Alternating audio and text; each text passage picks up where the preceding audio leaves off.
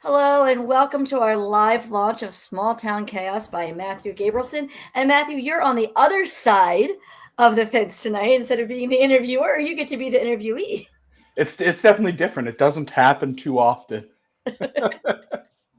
Well, it's nice to be on the other side and to celebrate this fabulous accomplishment. So I have to say that I really enjoyed this short story. It's something different than what we usually publish here at Creative James Media. We usually don't publish short stories like this, but it's kind of like falls in that short story novella kind of a thing.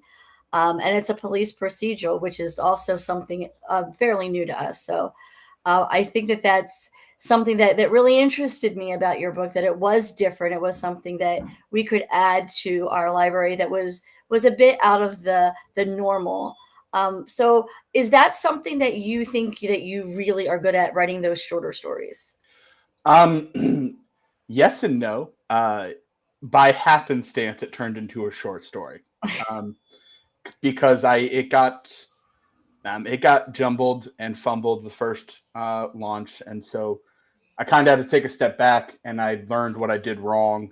Hmm. And so this time around, I'm kind of learning new things, and I'm like, okay, yeah, you should have reread that. You should have taken the time to reread and rewrite and review.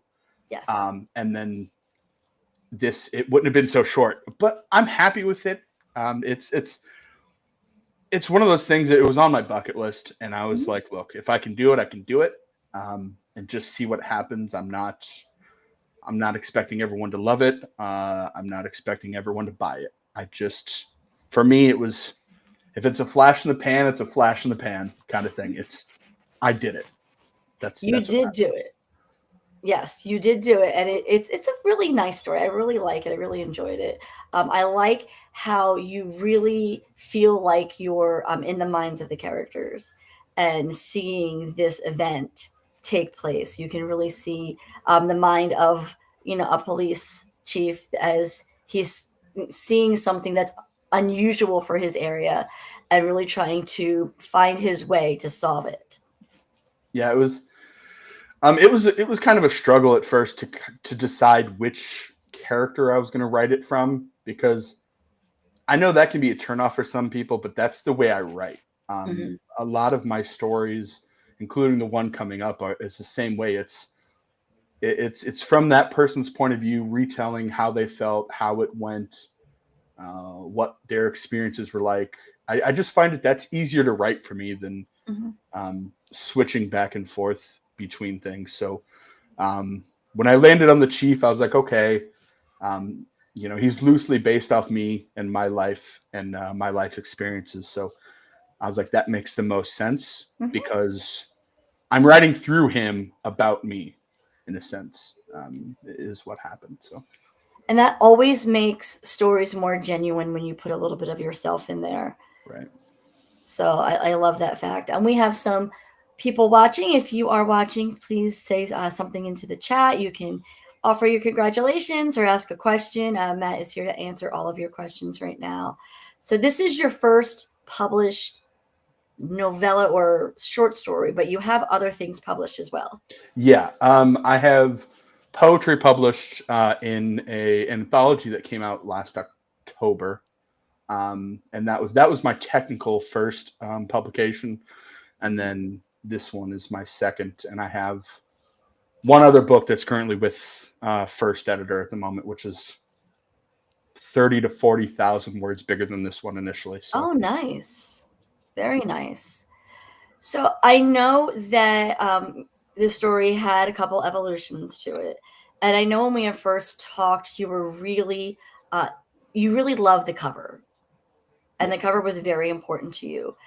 And I know that the cover is redesigned. Our wonderful cover artist Victoria redesigned it for us. Do you have a copy of the book so we can see the cover? I do. Yeah, I actually have it right here. That is gorgeous. Now, what is it about the cover that from the first version and this version that you really kept that meant something? I really wanted to keep the aspect of the road winding down a field because that's when the book opens. That's where it's set, and several times within the story, it's mentioned you're driving down a gravel road, he's going to work, and one of the main characters is a farmer, so he's going Mhm. through his field. So I felt it was important to kind of give people a glimpse into that portion. I loved the first one simply because it was black and white, and then there was a tree on it in the background, and that kind of symbolizes the main part of the story where the story starts. Right. And so I was like, that works. And um, when I ended up um, agreeing to do some major rewrites, we're talking probably 8,000 words by the time I gave it back to you. Hmm. I was like, it is the same story, but at the same time, it's not. Um, and I kind of think that it should just get its own fresh start. Hmm. So when I talked with Victoria, I was like, hey, this is what I'm thinking. Here's some bits that I like that I think stand out about the book that we could use to convey. And she came up with that. I think we made one small revision between version 1 and 2, and that was Okay. it. Oh, wow. Yeah, there was just the car going down the road. One side of the road was just so dark that it kind of blended into the field. Mm, So we went in and added some gravel looking material to kind right. of separate the two, Okay. um, and make both sides kind of look the same. I So think it's an amazing cover. I really love it. She also wrote the blurb, which I struggled with at first. I'll be honest. I It's short. It's really short, but it's to the point, and it doesn't give too much away. And I think that's hard with stories like this because people ask me, "Well, tell me about your book," and I'm like, "What do I tell you without giving too much away?" Um, because I want to tell it all. So Exactly. yeah, it's but she did a great job. I definitely think if she's available when the next one comes around, I'm gonna see if she wants to take it on. She's amazing. Victoria does a great job. Vicky Ann says it reminds her of a 1950s or 60s TV crime drama. Yes, some of the things actually the way um, that I wrote them for what I like to call the kaleidoscope perspective. Hmm. So some of the scenes you'll notice are wrote kind of the chief is outside looking in, and then other times it's directly him. And in shows like that, because her and I actually talked about that, I hosted her launch party, Yes. and after we talked for like 30 or 40 minutes about our favorite old shows and things like that and stuff. Oh, that's awesome. And that's literally what it is. I try, even though it's the 90s, I feel like a lot of things when it comes to super small rural towns like that, Hmm. sometimes they can be a time capsule. Yes. Um, you might drive through and be like, "Wow, this feels like the 40s." Hmm. But in all reality, it's just it works for them, so they have no reason to change anything. And it does have that feel to it, that old timey small town feel. Yeah, it's kind of loosely based off of where I grew up, and so um, growing up around agriculture and things like that, it was one of those things where it's like when I decided that I was going to write a book, I was like, okay, it's going to be easier if you write what you know. You know agriculture. You have several friends who work in it. You've lived it. You know police stuff because that's what your degree is in. That's what your internship's in. Let's use it. Exactly. So, Exactly. You said that the chief was loosely based on you. Was there anyone else in the story that you based off of anybody? yeah. um, Farmer Craig is actually my buddy Craig, who um, grew up doing farming, and he actually works in the agriculture industry right now Mm, for one of the major companies here doing um, spraying crops and tending and things like that. So they take care of a ton of farmers. So that was based off him, and coincidentally, the name of his wife in the book, I didn't know it at the time until we had a conversation, but he had an ex by that name, oh no. and so I didn't even know. It was before we were friends, and I was like, that is too funny. Um, One character that you see for probably 2 paragraphs. Detective Riley. My buddy Riley, I told him I would put him in the book, but it's kind of a coincidental, funny thing because for those that know him, he would never be able to be a cop. He wouldn't be able to handle it. And so it was more of like a funny, ironic thing that we made him a cop because just like, it's Oh wow. so yeah, it's a lot of like playing on words and a lot of things too. I knew the officers and things like that, and Ray the tow truck driver. I knew guys like that growing up. Ray was a fun character. Yeah, I had a lot of fun with him just because like he cares, but he also is like, hey man, I'm just gonna enjoy life while I'm here. Yes, he does like to have a little fun. Just a good old boy who truly cares, but sometimes just gets a little carried away. Yeah, definitely. We have another question from Vicky Ann. Would you ever mix crime with the paranormal? Because we know that's Vicky Ann's whole thing with the paranormal. I would consider it. I've just never wrote because all of my books, minus one of them, are all crime or crime adjacent. Because that's just what I know. But if I would say this, I would not say no to co-writing a book with somebody to where we could both tackle what we know and come up with an amazing book. That would be neat. But because that's another one of my goals is to co-write with somebody, just for the experience and to see if we can't put our heads together and bring something to the world that maybe neither of us would do on our own necessarily. And we do have some authors at CJM who are very good at that. Yeah. So our next March book is a co-written book. Yes. And then Vicky Ann's co-writing a book right now. Yeah, I saw that this morning. Actually, I saw that on I saw she put something about that on Facebook this morning. Yeah. So if you find the right person, it could be a really fabulous endeavor. Yeah, it's out there. The book that's with the editor right now is the next one that I want to try and get out. Okay. Once I get it back, I'm going to go over it, fine-tooth comb again myself, and then give it another edit and get a few people to read it for feedback, and then see who wants it after that. Well, do you have a little excerpt you could read to us? I do. It was hard to choose. Like I said, I mean, it's a lot of things. If I read them, they're not going to make sense because things are so. I mean, it's a short book, but things are woven together so well that events just precede each other really quickly, and things interact. But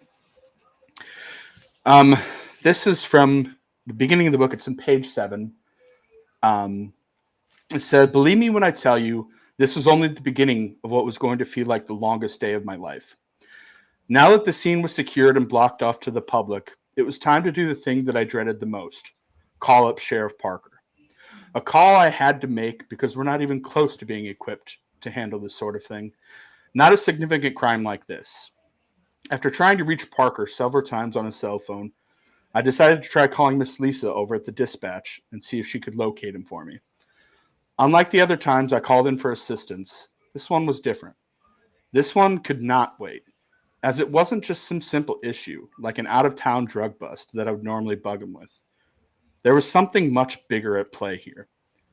Not knowing how long it would take to contact the sheriff or to get him out here, I decided the best course of action was for me to bag and tag all visible evidence. But for that, I needed evidence bags. And after searching my entire duty bag, I got to my truck and came to the realization that I did not bring them. My evidence bags were sitting in the cabinet behind my desk at the station. My dumb butt forgot to pack them in my kit when they came in last week." So that's from page 7. Pretty. It kind of parallels the setup for how Sheriff Parker ties into the story. So.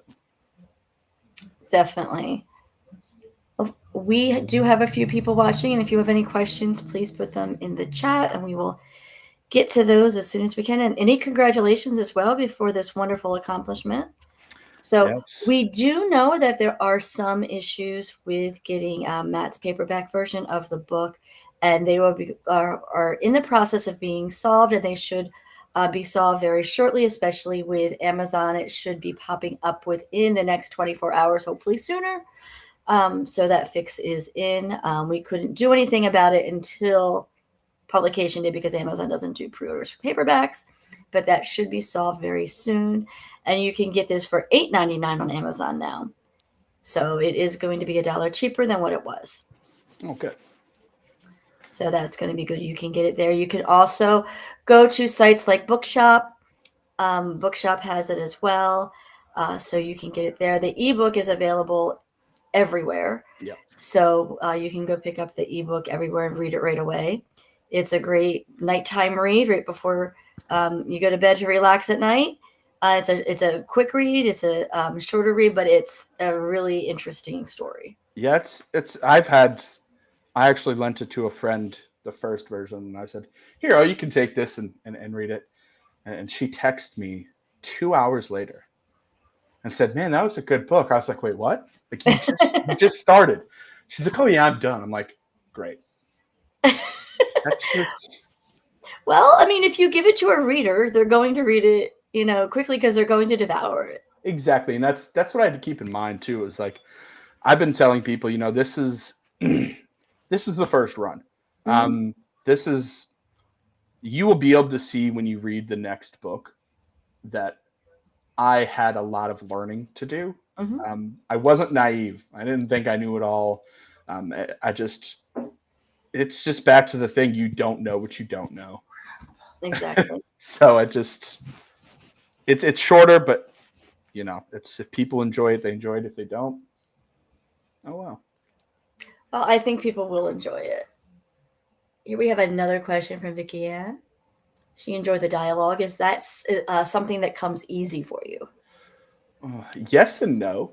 I think it can be a struggle depending on what I'm trying to write because there were several scenes in this book that I rewrote 2 or 3 times, um, just because I was like, man, I don't know, I don't know if I would say that, or I don't know if somebody would say that. And then people would give me the feedback. Beta readers were like, hey, they're saying a lot of and you know what I mean, and I'm like, that's how we talked. Like Hmm. that's literally that's part of life. That there wasn't super expansive vocabularies and things like that. So I mean, that's I get it. Not everyone talks like that, but that's how the setting is placed. Um, it was once I got rolling, it was fairly easy, but it was more of I write what comes to me first, and then I'll go back and be like, hey, you can make this one sentence instead of four because you're trying to drag on the point for the count of word's sake. Right. Um, and that was like an initial problem when I started writing dialogue. Um, and also too, I think I tried to whenever I placed a dialogue conversation, I think I found myself trying to over answer each time, like each character over answer each other. And I was like, what are you trying to accomplish? What are you trying to explain? Not when you're talking to somebody in real life, you're not just going to give them a paragraph for each simple question Right. when you're corresponding. So that was kind of something that I had to reel myself in on. I really do think that you hit that dialogue on the head. I mean, it was really believable, and you could really it helps you get into the story because the characters sounded like the characters were supposed to sound. Exactly. It was, and I tried my best to give each one um, their individual personality, and that kind of was hard for a little bit just because you're writing from the same mindset for all the characters while making them from the same place where everybody sounds like everybody. And Right. so I'm like, okay, well, what do you set apart? So like, for example, I gave George a family, Mhm. And to open the book, he's on vacation with his family because he's been working so hard. He earned a vacation. Um, and there's the tidbit about him being called Little George and how some people might find that not professional. And so, I was able to throw in an explanation as to Mhm. why. And then that kind of set his dialogue apart from then on out because people are like, oh, Yeah. okay, this makes sense. So I tried to do little things like that to kind of it was more in my mind to help differentiate things, but then people were noticing it as they read Right. the book, which I guess just helped. Definitely. And just getting to know the characters a little bit beyond what the pages Right. really helps you to have their voice in your mind. It really does. I mean, that's why I think it made it so easy to write was because it was like, I'm writing about stuff that I know, stuff that I've heard and seen a million times in life. And so I just I tried to not go dialogue heavy, but then it just ended up happening. So it happens. I think it has a good mix. It really does. I think it has a good mix, but the dialogue in the parts, where it might be dialogue heavy was necessary. Right. Yeah, I tried to look at it that way too, but it's my first book, and a lot of almost all authors will tell you your first book is your baby. Yes. You Yes. don't want to see anything wrong with it, but you have to put on those extra scrutinizing glasses, otherwise Mhm. you'll miss something. And you also learn a lot, and not just from the writing end, you learn a lot from the book production end, from because I don't think when before you have your first book out, you realize everything that's involved in producing a book, and Yeah, there's an awful lot involved. I get that from a lot of people too. But I'm fortunate enough to work in the industry. Yes. This is my second company that I've worked for, so I've kind of gotten to see what all goes on, and people are like, oh, you wrote a book and you published it, man. That's real easy. And I was like, hey, man, all those things that you're seeing right now? Yeah, I had to create those from scratch. Uh-huh. Okay. You see that? Yeah, that had to be done from scratch too. I was like, it's all cool and well, but there's a lot of little things. Like Yes. all the graphics leading up to launch, I probably spent 3 hours on each of them Mhm. just because, you want it to be perfect, but also you want them to be just different enough so that people pay attention. Exactly, and there's just so much from the editors to getting the blurb written, the cover design, to having the expertise to know where to put it and Exactly. how all of that, the ins and outs of that work, because it's ever changing, and you have to be on top of the industry because the industry is not stagnant. Exactly. And that's where I found myself asking a lot of questions too along the way. Yeah. Because people are like, you should know that. That's your job. I'm like, no, no, no, no.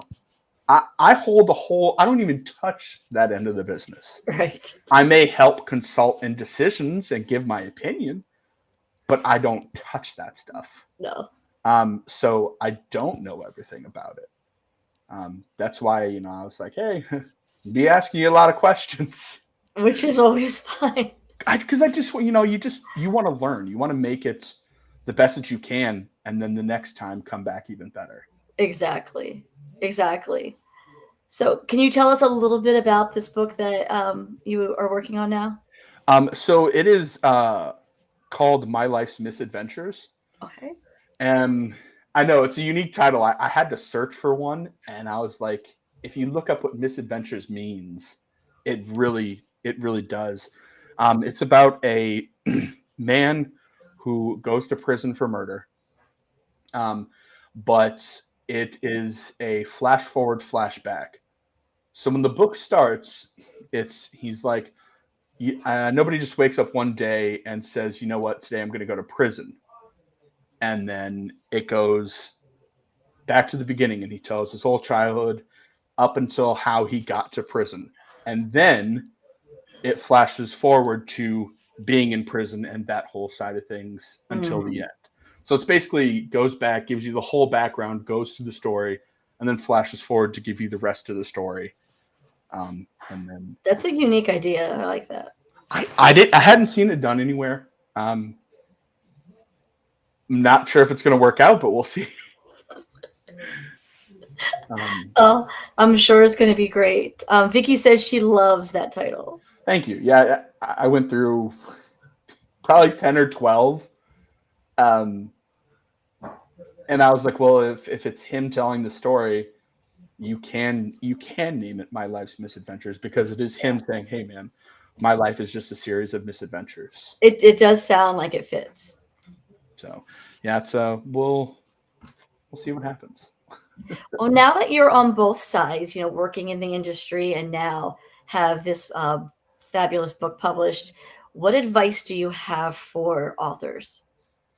Oh, that's a loaded question. It is. I am no expert. I'm not even a marketing expert, and that's my job. The big thing that I would say is write what you know.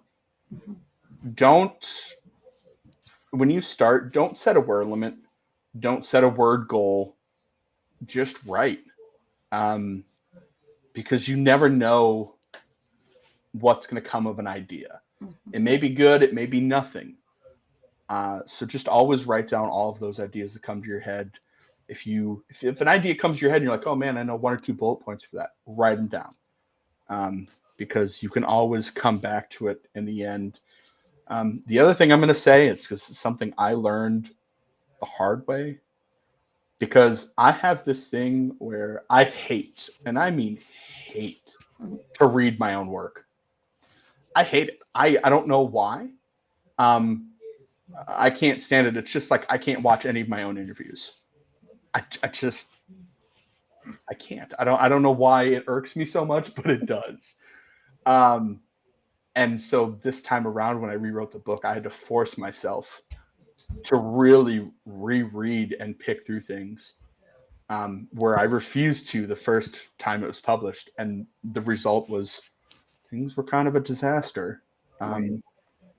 Things were out of place and things just didn't 100% make sense. So even though it may be hard, if you're anything like me, make sure you reread and reread and reread, and don't be afraid to change something. Even if you get your final edits back and you're like, man, that still just doesn't sit right with me, don't hesitate to change it. Because you might regret it, and it might actually turn out better. Yeah. So that's awesome advice. And then, do your research on marketing. Yes. Because your genre, I could sit here and tell you everything that I do, but let's be honest, all the genres that we work with and my book and what you write might be completely different. There might be some tricks or some colors, schemes, or some things that work better for that. So just do your research, look at other things on the market, and don't beat yourself up about the small things. Definitely. I like that advice. Well, Matt's book is available wherever books are sold, hopefully, at least in the ebook version. We're fixing the paperback as soon as we possibly can. So check in definitely tomorrow. It should be up on Amazon, if not in the next few hours. Keep checking up on there for the paperback, but the ebook is available everywhere books are sold. So you can just go online and get that quickly and let that be your nightcap tonight. So what we're going to be back with you the end of March with Mark and Megan, and they have written a horror for you that's going to be at the end of this month. So we're excited for that. But we thank everybody for joining us. This will be on YouTube, so you will have that up there to replay and share with people that might enjoy meeting Matt and his fabulous book. So we thank everyone for joining you, and we hope that you will have some reading time soon. Happy reading.